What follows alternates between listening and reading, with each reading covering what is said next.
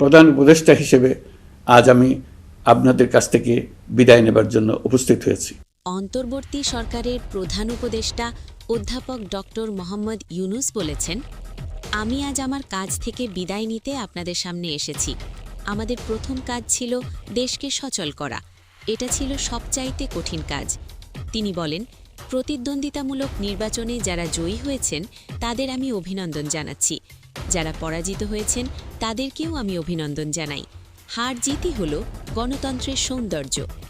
যারা জয়ী হয়েছেন তারা মোট ভোটের প্রায় অর্ধেক পেয়েছেন। যারা জয়ী হতে পারেননি তারাও মোট ভোটের অর্ধেক পেয়েছেন। যারা জয়ী হতে পারেননি তারা এই জেনে আশ্বস্ত হবেন যে প্রায় অর্ধেক ভোটার আপনাদের ওপর আস্থা রেখেছে।